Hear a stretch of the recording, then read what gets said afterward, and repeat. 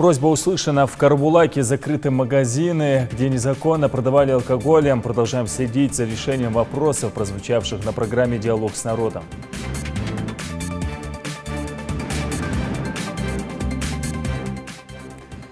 Акция, которая объединяет тысячи волонтеров «Вода России» в амфитеатре. На экологическом празднике побывал наш корреспондент. Опасные полеты. В Джарахе проходит фестиваль по бейджампингу. Прыжки с мятлом глазами спортсменов в выпуске.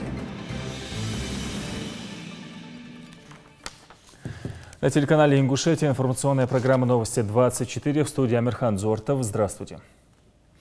Наши корреспонденты продолжают следить за тем, как решаются вопросы жителей, поступившие на программу «Диалог с народом». В их числе было обращение по поводу незаконной продажи спиртных напитков в Карабулаке. Заявительница назвала по телефону пару магазинов, где реализуют алкоголь. Ферида Миржоева продолжит. Эти небольшие магазины при въезде в Карабулак привлекли внимание общественности и местных властей всего пару дней назад, после очередного эфира «Диалога с народом». В студию программу позвонила жительница Плиева Мария Ижеева с просьбой главе ликвидировать торговые точки, где реализуется винная продукция. Продажа в селе спиртного негативно сказывается и на спокойную жизнь населения.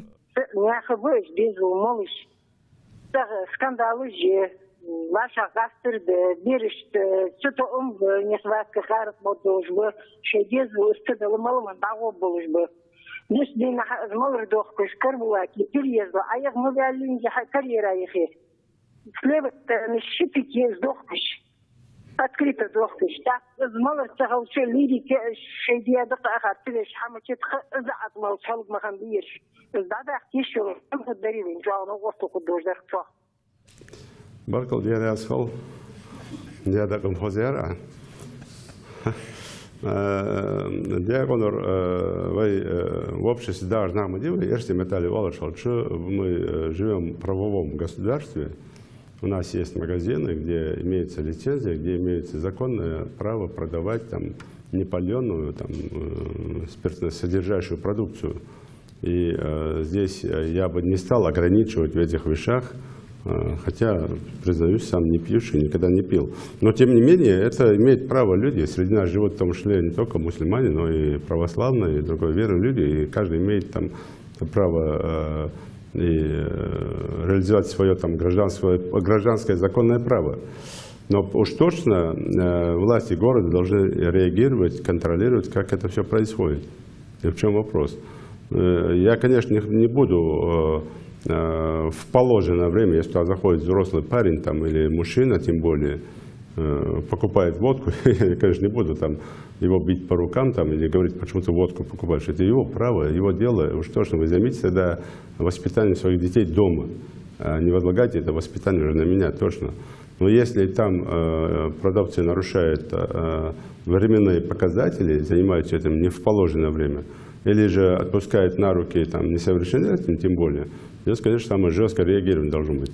Тем более, я не знаю, вот эти две точки, они лицензированы или нет. Сразу после эфира глава республики дал указание местным властям немедленно разобраться в ситуации. Специальная комиссия провела проверку. Винную продукцию изъяли в одном из 3 придорожных магазинов. Лицензии на реализацию спиртного у предпринимателя не оказалось. В Карабулаке лишь одна точка с законной продажей алкоголя. Продукцию изъяли и ликвидировали. Здесь в основном шла продукция, это товары повседневного спроса и продукты питания.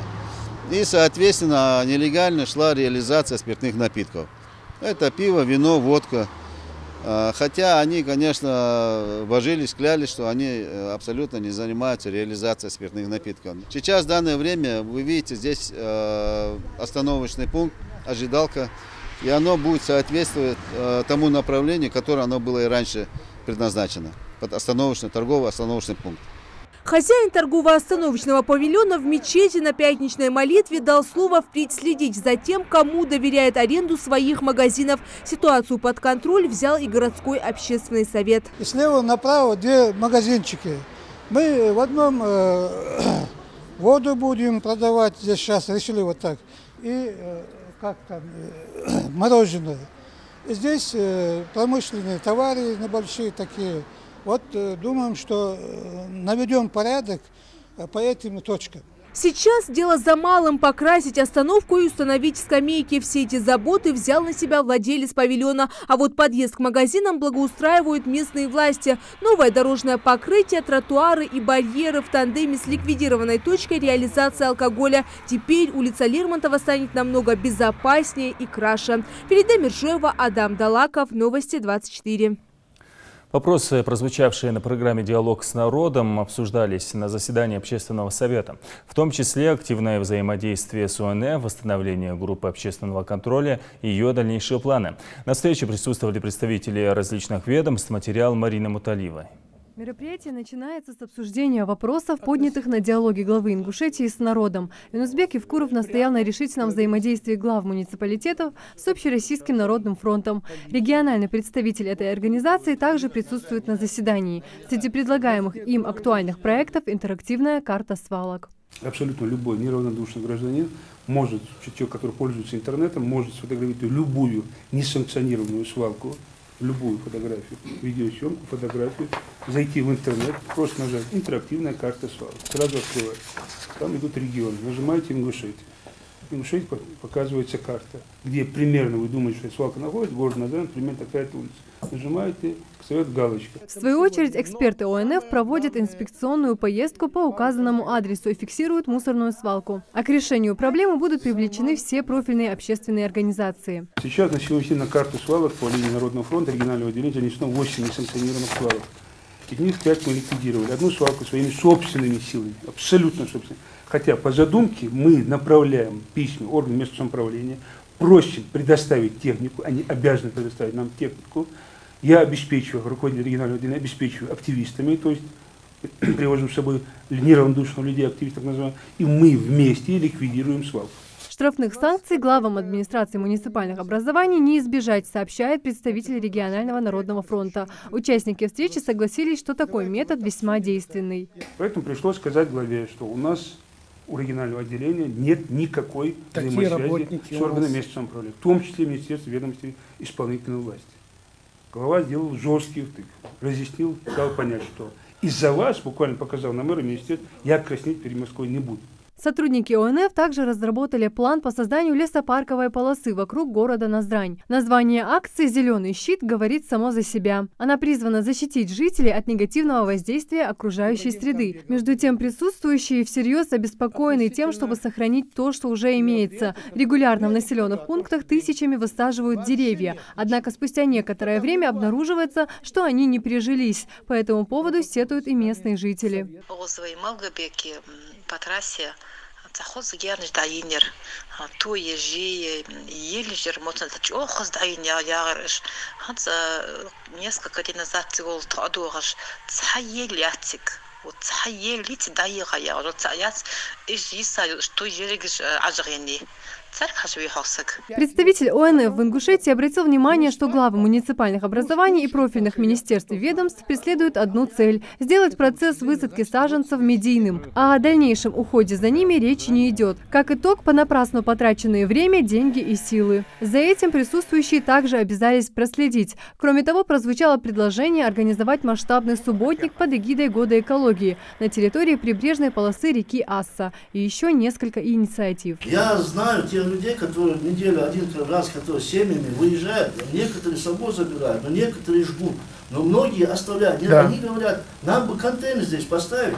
Если честно, вот газировский депутат тоже ко мне вот недавно приехал, сказал, вы поставьте там контейнер, скажите главу администрации, чтобы неделю раз вывозить этот мусор. Хорошо, мы выйдем с этим предложением. Контейнеры необходимо установить также и в Карабулаке, напоминают участники встречи. Вдоль одной из трасс люди выставляют пакеты с мусором прямо у дороги. Причем ранее контейнеры там стояли. Неужели у нас нет рычагов вот проверить по всем администрациям республики, есть ли у них выделенные деньги на уборку городов, поселковых и так далее.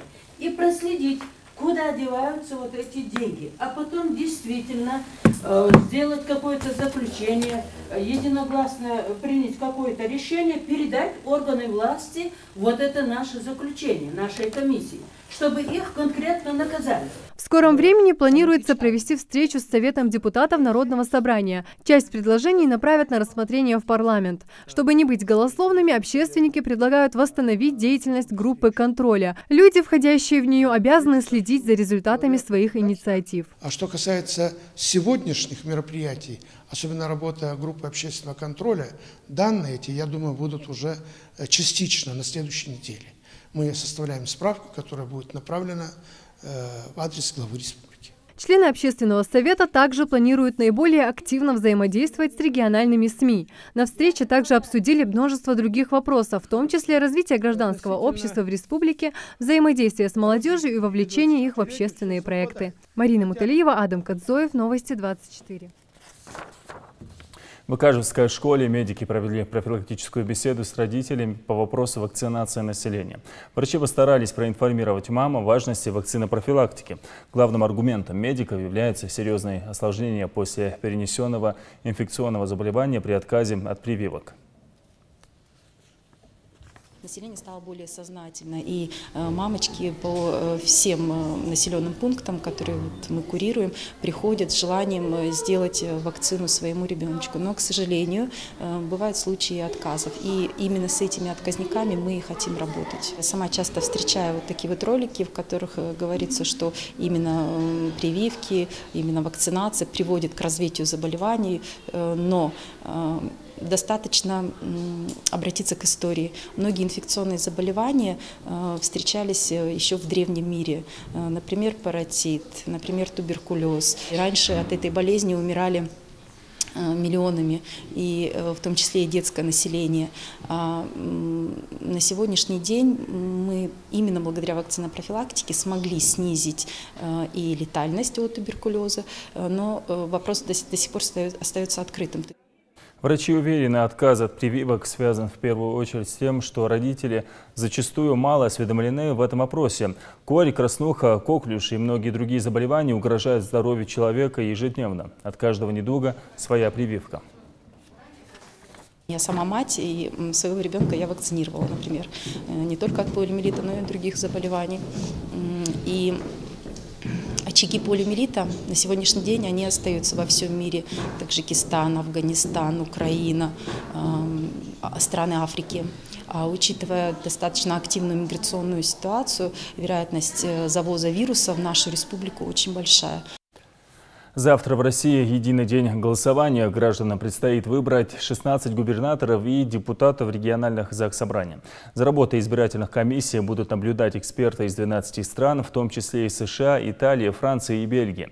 Одним из нововведений этих выборов станет использование современного комплекса обработки бюллетеней. Каждый протокол с итогами голосования пометит индивидуальным кодом, который исключит возможность махинации.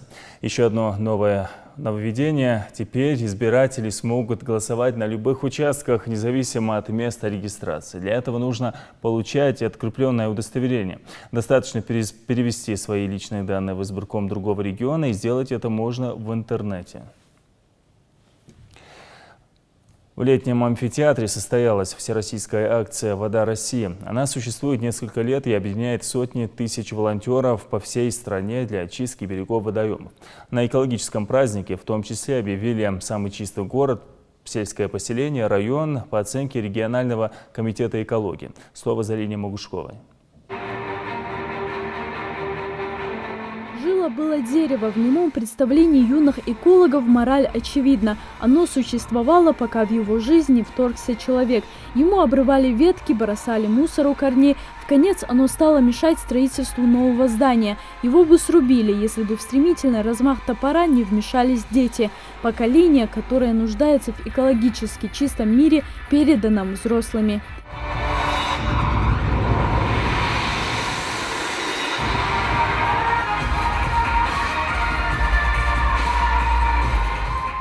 Это мероприятие посвящено реализации федеральной целевой программы «Вода России». Она объединяет сотни тысяч волонтеров по всей стране для очистки берегов водоемов. В рамках этой программы в республике строятся важнейшие водоохранные сооружения, осуществляется восстановление водных объектов.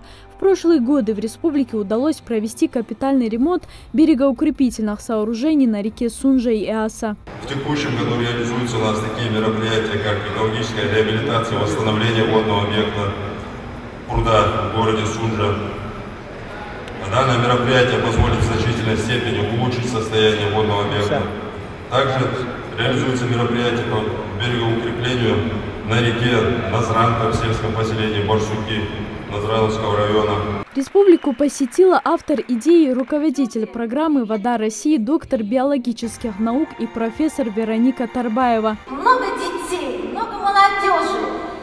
И так это приятно, что нам есть кому передавать эту эстафету. Вода является важнейшим ресурсом для поддержания жизни и источником всего живого на Земле, но ее неравномерное распределение на континентах не раз становилось причиной кризисов и социальных катастроф.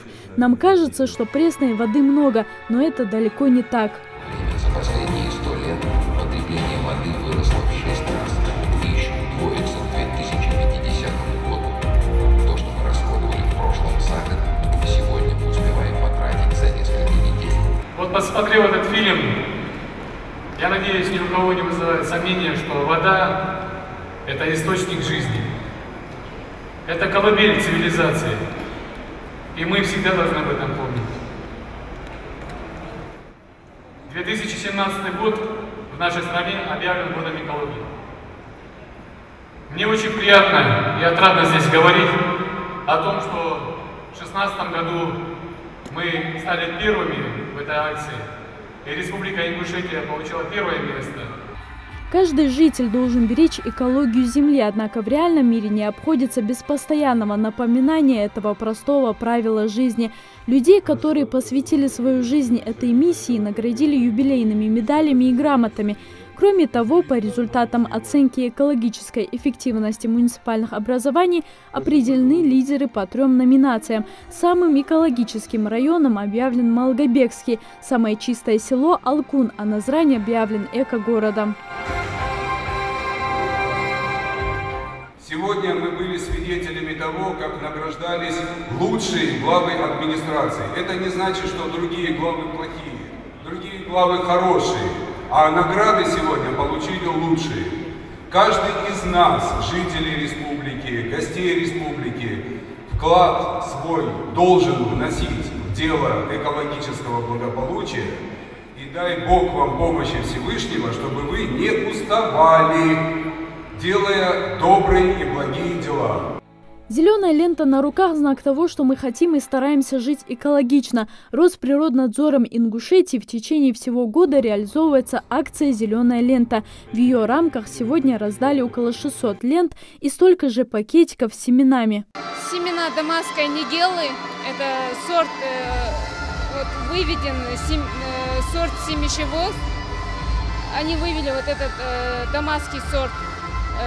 Семейство лютиковые у нас приживается на территории Кавказа, они произрастают как раз таки. Общероссийская акция «Вода России» является для каждого отличным шансом проявить себя как настоящих патриотов, радеющих за родной край не только словами, но и подтверждающих искренние чувства действиями и непосредственной заботой о природе. Залина Магушкова, Адам Далаков, Новости 24.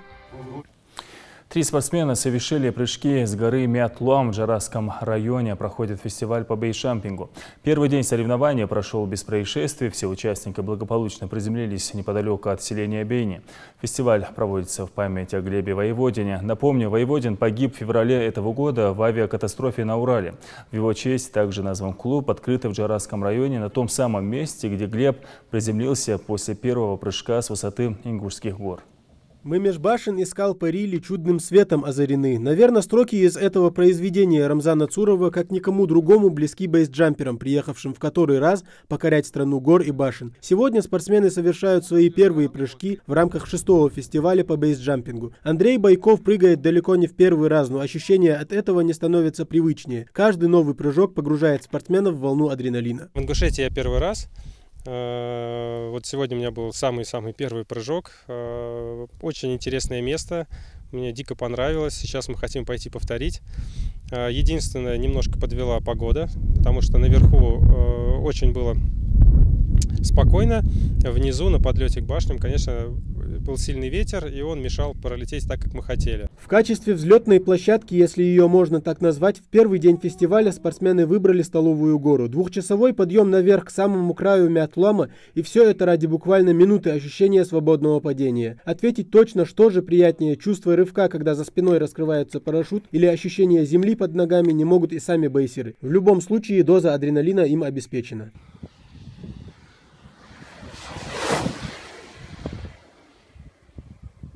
На случай, если произойдет непредвиденная ситуация или спортсмен получит травму, здесь дежурят спасатели. Если для альпинистов, скалолазов и бейсеров горы Ингушетии это хобби, то для ингушских спасателей это профессия. Первую помощь оказать, что быстро доставить в медицинский пункт.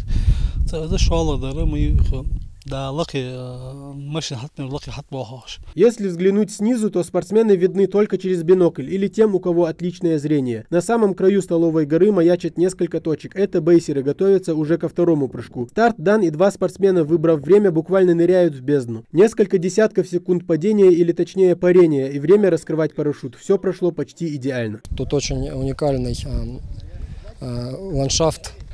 Очень напоминает европейские Альпы, но не надо никуда ехать, не надо тратить какие-то там сумасшедшие деньги. Очень гостеприимный народ. Я всем рекомендую, кто увлекается этим видом деятельности, совершать прыжки у нас в нашем регионе на Кавказе. А вот кто-то решает провернуть интересный трюк, из-за которых бейсеров и называют самыми рискованными спортсменами. После взлета на несколько секунд бейсджампер пропадает из поля зрения и неожиданно, как орел, расправляет крылья между башнями. Сложнейший трюк, а исполнение с филигранной точностью. Я только что пролетел мимо башенного комплекса Харп, нормально приземлился. Сейчас ветер намного уже лучше, поэтому прыжок получился намного лучше, чем первый. Среди тех, кто болел и переживал за спортсменов, сегодня и президент Федерации парашютного спорта Республики Адам Картоев. В регионе уже собрана парашютная сборная, а вопрос, когда появится первый бейсер, уже не остается без ответа. Самым первым хочет стать сам Адам, и это желание вполне оправдано. Бейсджампинг – это, конечно, более продвинутый вид спорта, поэтому мы планируем в ближайшее будущее тоже заняться. Не все, конечно, не все команды, отдельные личности в команде планируют заняться этим видом спорта, чтобы развивать и продвигать этот вид спорта и в нашей республике. Все запланированные 6 прыжков прошли без травм и осложнений. Теперь спортсмены отдохнут и наберутся сил, а завтра будут штурмовать уже другую гору, очень известную среди альпинистов – Гайкомт. Тамерлан Хамхоев, Рахман Цуров, Новости 24. Республиканские соревнования по самбо прошли в детско-юношеской школе Али-Юрта. Спортсмены состязались в 36 весовых категориях. Кстати, от самбо до М1 один шаг. Многие молодые люди, занимающиеся этим видом спорта, в последующем становятся участниками турнира в М1. Слово Юсупу Гелисханову. 17-летний Абдул-Азид Гасаров готовится к предстоящему бою. Спортом он занимается более 6 лет. Раньше изучал искусство ударов в боксе и кикбоксинге. Набравшись опыта, юноша решил перейти в боевое самбо. Большой выбор приемов и ведение боя как в партере, так и в стойке – вот причины выбора юным спортсменам этого вида единоборств. Сегодня в бой весовой категории 82 килограмма. Против него выходит Умар Евлоев, но не успел поединок начаться, как Абдул-Азид мощным ударом отправил противника в нокаут. Сопернику понадобилась медицинская помощь.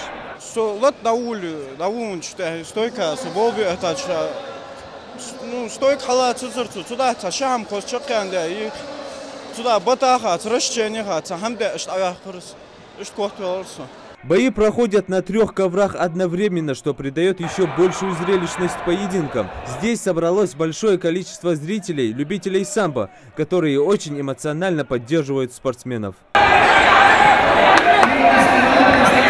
На втором ковре проходит бой в весовой категории 74 килограмма между Исрапилом Хамхоевым и Магомедом Басиром Чахкиевым. Вначале оба бойца ведут себя уверенно и не торопятся с атакой, дабы не пропустить удар, но спустя несколько секунд поединок превращается в скоростное побоище. Удар за ударом по очереди наносят спортсмены как в стойке, так и в партере. Именно здесь лучше себя показывает Исрапил Хамхоев. Несколько бросков и добивания в партере дают ему преимущество. Решением судей победу присуждают Хамхоеву. Я базовый самбист, но у меня борьба базовая. И как бы включу свою борьбу, но я в основном броски делал и добивание в партере. И за счет этого выиграл. Основанием технического арсенала самбо служит комплекс наиболее эффективных приемов защиты и нападения, отобранных из различных видов боевых искусств. Соревнования проходят под чутким контролем известного судьи Ингушетии Гирихана Шибилова. Как таковых серьезных нарушений нету, немножко нас подводит дисциплина, общая дисциплина. Не спортсменов и судей, а болельщиков наших. Периодически приходится останавливать соревнования и как бы сгонять их с ковров, немножко, чтобы они подальше были, чтобы не мешали борцам проводить схватки. В республиканском чемпионате по профессиональному боевому самбо участвуют спортсмены 5 возрастных групп в 36 весовых категориях. Самбо относительно молодой, но довольно популярный и интенсивно развивающийся вид спортивного единоборства в Ингушетии. Большинство самбистов в последующем переходят в ММА, который развивается в Ингушетии стремительными шагами, отмечает президент Федерации боевого самбо Ингушетии. Ребята очень здорово оценивают потенциал возможности боевого самбо как наиболее эффективного средства возможностей подготовки к выступлениям по ММА. Например, у нас, вы знаете, в республике порядка 80 клубов, культивирующих дисциплину ММА. И боевой самбо в данном случае для них является идеальной площадкой. Участие в такого рода турнирах дает начинающим спортсменам хорошую возможность проявить себя и набраться опыта. Победители сегодняшних соревнований войдут в республиканскую сборную и смогут представлять нашу республику на турнире СКФО, который пройдет уже в октябре. Юсуп Гелисханов, Адам Далаков, Новости 24. Такова информационная картина уходящего дня. Всего доброго.